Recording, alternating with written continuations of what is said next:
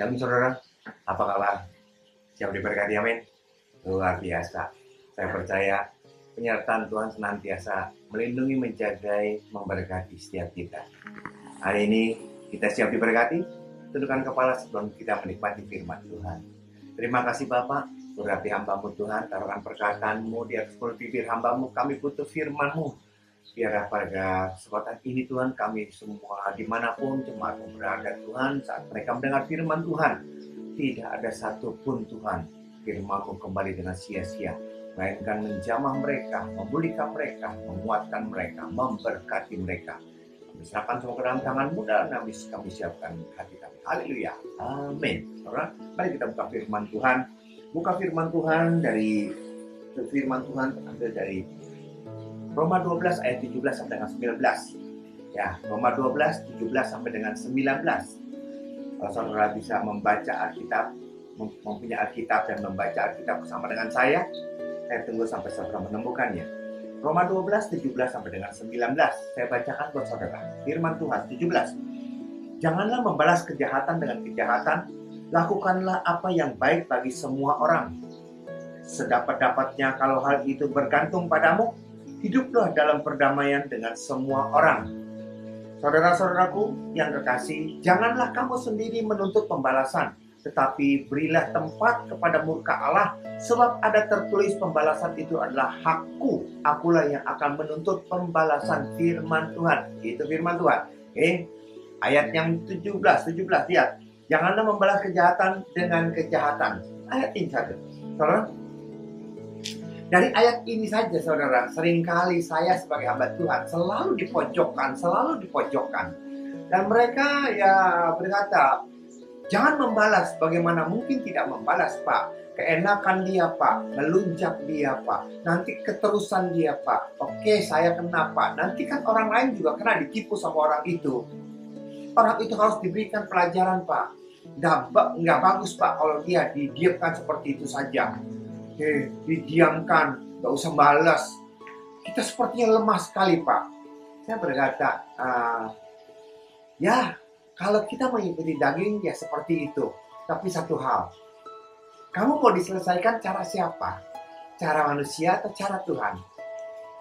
Kalau kamu mau diberkati, ikuti cara Tuhan.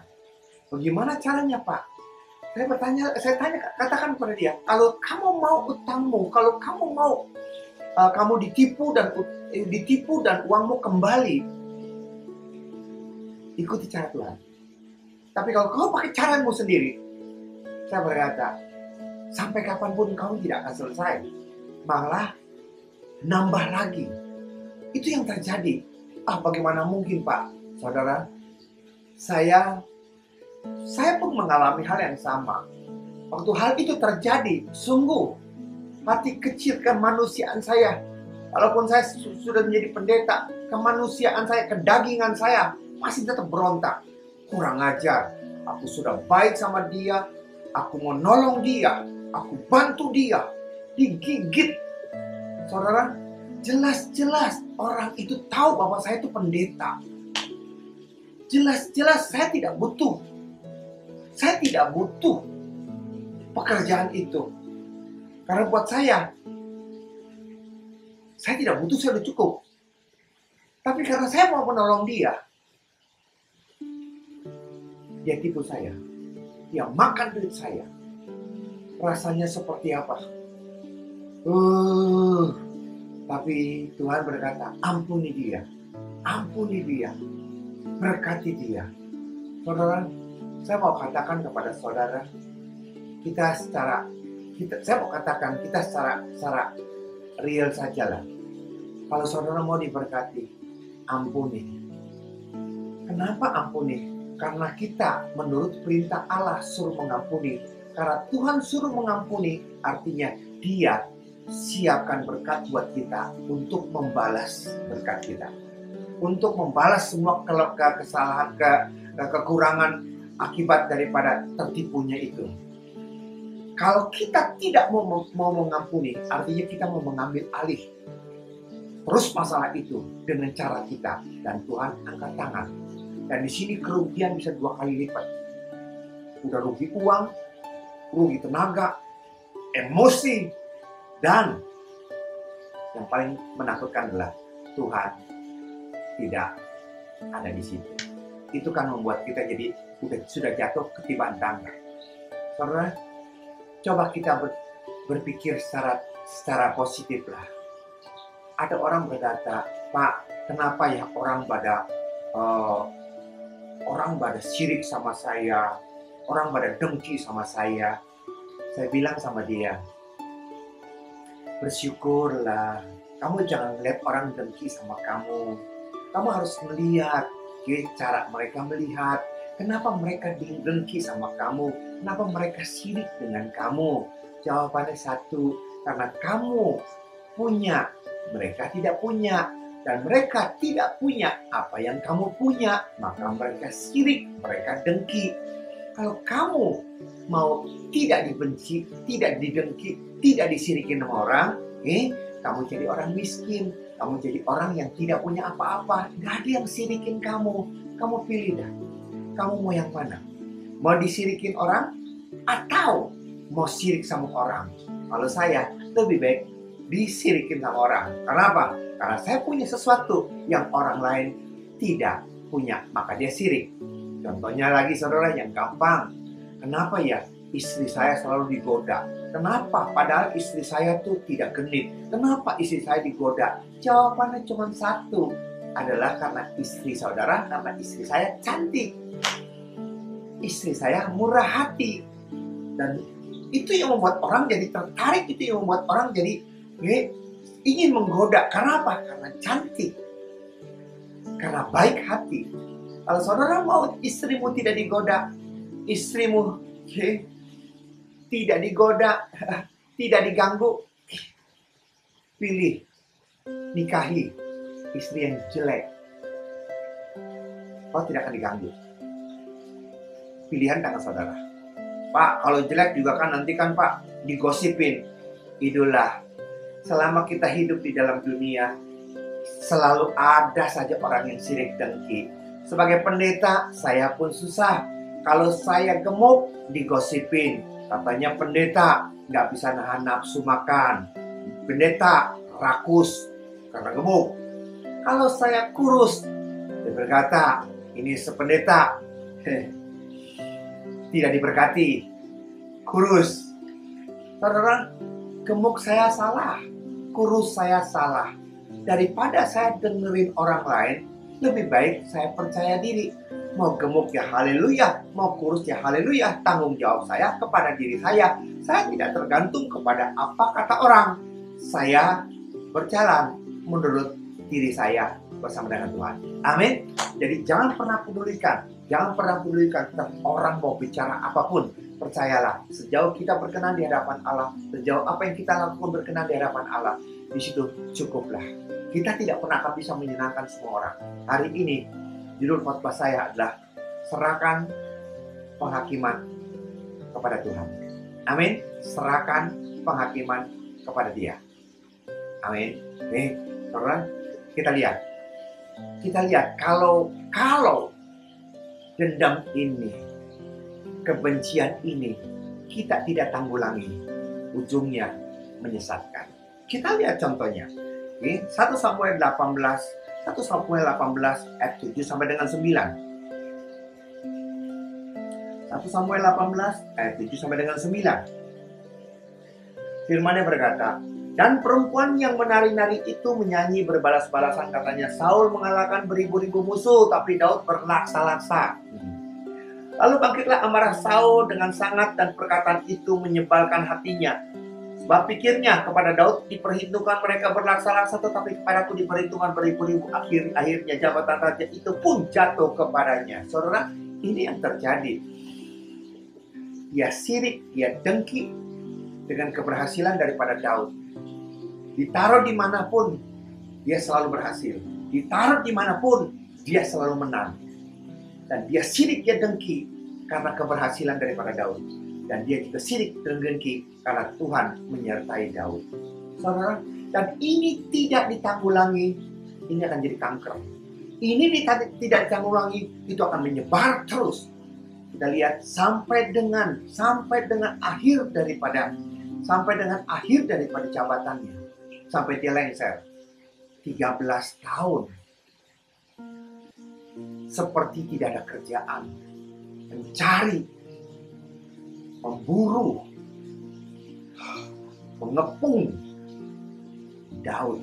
Seperti Daud penjahat besar, 13 tahun. Seperti nggak ada kerjaan saja. Itu yang dikerjakan. Karena untuk apa kita hidup? Kalau hidup kita selalu hanya dihiasi dengan dendam, kepahitan, kebencian semata-mata. Terimalah. Serahkanlah kepada Tuhan. Percayalah. Tuhan, penghakiman daripada Tuhan itu sangat adil. Tuhan pasti membela kita. Amin, saudara. Ya, saudara, perlu saudara tahu, perlu saudara ketahui. Jangan sampai kita dibodohi. Kita minum racun tapi kita berharap orang mati. Tidak bisa, saudara, kita yang mati. Saudara berkata, ampuni. Saya berkata, ampuni dia, berkati mereka. Saudara berkata, enak saja dia diampuni. Saudara, kita mengampuni orang. Pengampunan itu bukan dia, bukan buat dia. Kita mengampuni dia, itu berkat buat kita. Bukan buat dia, buat kita, saudara. Karena kebencian, karena dendam, itu menggerogoti kita. Dan itu sumber penyakit. Dan saya baca dan saya dengar, orang wanita kena sakit kanker. 99% itu karena dendam, iri hati, benci, dengki, pahit. Itu yang terjadi. Kenapa kita harus jatuh di sana? Kalaupun kita sudah ditipu, kenapa kita tidak memutuskan mata rantai itu? Selesai sampai di sana. Yang lalu, biarkan berlalu. Yang di depan, kita hadapi. Amin. Saya pernah juga, saudara. Saya pernah juga ada sedikit tidak puas dengan Tuhan. Kenapa Tuhan tidak melindungi?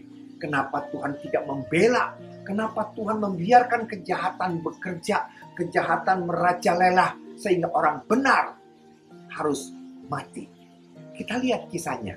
Kita lihat 2 Samuel 11. 2 Samuel 11 ayat 14 sampai 15. Paginya Daud menulis surat kepada Yoab dan mengirimkannya dengan perantara Uria.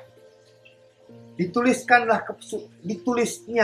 dalam surat itu, demikian, tempatkan Uria di barisan depan dalam pertempuran yang paling hebat. Kemudian kamu mengundurkan diri daripadanya supaya ia terbunuh mati. Saudara, kalau kita lihat cerita ini, jujur waktu saya pertama kali membaca Alkitab, saya tidak mengerti. Saya tidak mengerti, yang saya tahu cuma satu, Tuhan kenapa pilih kasih? Kenapa orang benar dibiarkan binasa? Mana keadilan Tuhan? Ini ceritanya, saudara, kronologinya. Uria pergi perang. Istrinya cantik luar biasa, Betseba. Satu saat sore-sore, Betseba lagi mandi. Daud melihat dia mandi. Daud suka. Daud menghampiri Betseba. Betseba hamil. Karena hamil, nah raja sehebat-hebatnya raja, begitu dia berbuat salah, dia juga tetap takut. Supaya untuk menutupi aibnya, dia panggil suaminya dari medan perang. Belum waktunya cuti, dipanggil suaminya pulang. Dengan harapan suaminya pulang, berhubungan dengan istri, sehingga kehamilannya akan hilang, tersamar. Beda cuma 1 bulan kalau perhitungan kedokteran. Tapi yang terjadi 1 bulan, ya kurang lebih seperti itulah. Tapi yang terjadi adalah saudara seperti ini. Itu suaminya benar-benar loyalitasnya. Benar-benar prajurit luar biasa. Dia datang disuruh tidur, dia tidak mau tidur. Dia tetap tinggal di daerah raja istana situ. Dibikin mabuk supaya dengan mabuknya dia pulang ke rumah dan akhirnya berhubungan dengan istri. Itu pun gagal. Sampai yang terakhir, Daud tega-teganya memberi surat memberi racun surat untuk membunuh Uria di medan perang, supaya terbunuh Uria di medan perang. Dan surat itu yang bawa Uria sendiri. Aduh, ilah, ini raja luar biasa. Itu kalau Uria tahu ini surat adalah surat perintah untuk supaya dia mati terbunuh, rasanya seperti apa? Sampai sini pun Tuhan sepertinya tutup mata, seperti Tuhan tutup diam saja. Kenapa Tuhan tidak bela? Sudah jelas-jelas Daud yang salah, Daud yang berzina. Sudah jelas-jelas Daud sedang merancangkan rencana yang jahat untuk membunuh Uria. Tetap saja didiamkan, tetap saja sepertinya berjalan lancar. Dan akhirnya memang seperti apa yang diharapkan. Uria mati. Saya bergumul, saya bertanya sama Tuhan, mana keadilanmu Tuhan? Kenapa orang sehebat Uria? Kenapa kau biarkan dia mati tanpa pembelaan daripadamu Tuhan? Saudara, Tuhan itu baik luar biasa. Saudara mau umur panjang? Tidak ada satu orang pun yang mau umur pendek. Tapi di hadapan Tuhan bukan soal panjang dan pendek. Di hadapan Tuhan soal kualitas. Apa artinya umur kita panjang kalau hidup kita jadi berantakan? Apa artinya umur kita panjang kalau yang kita tuai adalah rasa malu? Untuk apa kita umur panjang kalau tidak berkualitas? Untuk apa umur panjang kalau berbaring di ranjang stroke di sana? Untuk apa semuanya itu? Tuhan melihat di sini bukan soal panjang dan pendeknya umur, tapi Tuhan lihat adalah kualitasnya. Tuhan tidak melihat cara matinya, cara mati dipenggal, cara matinya dibunuh dalam peperangan, cara matinya difitnah. Tuhan tidak melihat itu semua. Yang Tuhan tahu, kalau Tuhan mau dia mati, Tuhan pakai cara apapun orang itu mati. Dan saya diajari oleh Tuhan seperti ini. Kenapa Tuhan sepertinya tutup mata tidak membela Uria? Saudara, Tuhan membalikan kepada saya, oke, sekarang Tuhan akan buka mata Uria. Matanya si Uria melihat, dan akhirnya dia tahu istri yang dia kasihi, istri yang dia cintai berselingkuh. Akhirnya dia tahu apa yang akan dia lakukan. Kalau perzinahannya ada melalui kepada si Daud, raja yang dia segani, yang dia hormati. Apa kemampuannya dia? Bisa apa si Uria? Paling-paling dia ribut dengan Batsheba. Dasar perempuan, ribut semua. Dia mau perangi si Daud, dia nggak punya kapasitas, dia nggak punya kekuatan. Bisa-bisa dibalikan keadaan, dia memfitnah raja, dia dirajam. Dia diam, dia gondok, dia maju, dia nggak bisa. Mungkin akhirnya dia mabok-mabokan. Karirnya berantakan. Hidupnya hancur-hancuran. Itu yang terjadi. Coba saudara bayangkan. Tapi sekarang yang kita lihat, yang terjadi, dia mati. Sampai matinya dia tepuk dada. Dia mati sebagai pahlawan. Dia mati membela negara. Kualitasnya itu yang Tuhan jaga buat dia.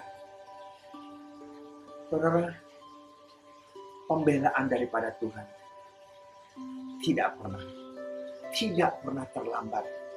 Pembelaan daripada Tuhan tidak pernah lupa Tuhan. Apa yang terjadi? Apa yang dilakukan oleh Tuhan?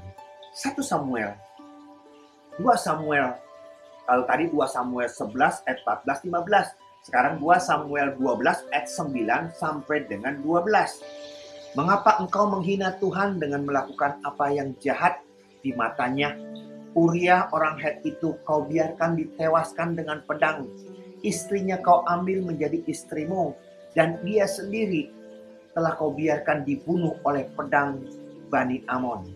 Oleh sebab itu, pedang tidak akan menyingkir dari keturunanmu sampai selama-lamanya. Lihat, gara-gara itu semua pedang tidak akan menyingkir dari rumah tangganya sampai selama-lamanya. Aku akan mengambil istri-istrimu di depan matamu dan memberikannya kepada orang lain. Orang itu akan tidur dengan istri-istrimu di siang hari. Itu yang terjadi.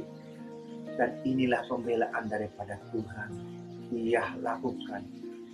Daud sembunyi-sembunyi, tetapi Tuhan membalaskan terbuka. Dia tahu, dia ngerti. Darah tidak tunduk daripada rumah tangga keluarganya. Anaknya masing-masing, satu memperkosa yang lain, yang satu membunuh yang lain, yang satu akhirnya memberontak Absalom kepada si Daud. Akhirnya mati. Sangat menyedihkan buat setiap kita orang tua. Kita yang tua harusnya lebih dulu mati.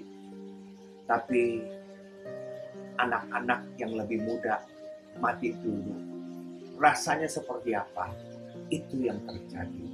Oleh karena itu saudara, kalau kita pakai kekuatan kita untuk membela diri kita, kita tidak pernah akan mampu.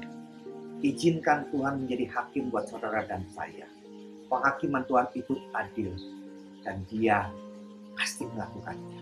Oleh karena itu, daripada kita memperpanjang masalah dan tidak selesai masalah, dan jatuh ketiban tangga, lebih baik serahkan itu kepada Tuhan. Percayalah, Tuhan pasti membela saudara. Amin. Jangan izinkan iblis terus memotivasi saudara, mengintimidasi saudara, untuk saudara membalas dendam, untuk saudara melakukan seperti apa yang dilakukan oleh orang-orang itu. Tapi biarkanlah. Kalau itu bergantung kepada saudara, lakukan yang terbaik. Kalau kita sudah taat kepada firman Tuhan, Tuhan sendiri yang akan memberkati kita, yang akan membela kita. Tundukkan kepala kita berdoa. Terima kasih Bapak, kami percaya firman-Mu, kami percaya akan janji-Mu. Sekalipun secara daging kami maunya Tuhan, kami sendiri membalas. Maunya kami Tuhan melihat penderitaan orang itu Tuhan. Maunya kami Tuhan membalas apa yang dia lakukan. Tapi karena firman-Mu berkata, biarlah penghakiman. Berikan tempat buat Tuhan untuk penghakiman. Oleh karena itu Tuhan, dengan sukacita kami menyerahkan. Karena kami tahu Tuhan pasti membela kami. Berkati jemaat-Mu Tuhan. Kalau saat-saat seperti ini, khususnya pandemi seperti ini, membuat mereka patah semangat, kecewa, pahit. Usaha mereka, pekerjaan mereka hancur berantakan, entah karena keadaan, entah karena ditipu, entah karena tidak dibayar, apapun itu alasannya. Buat kami berlapang dada, menyerahkan kepada Tuhan, dan kami percaya Tuhan akan memberkati kami, membalikkan keadaan, dan menjadikan kami diberkati. Berkati negara kami, presiden, wakil presiden, gubernur, dokter, suster, dan semua jajaran sampai yang terendah. Untuk pengurusan kuasa darah-Mu, pulihkan ekonomi negara kami. Nama Tuhan dimuliakan. Terima kasih Bapak. Di dalam nama Yesus kami ucap syukur untuk berkat-Mu. Haleluya. Amin. Demikian saudara, firman Tuhan. Sampai jumpa dalam sesi akan datang. Tuhan Yesus memberkati kita. Amin. Shalom.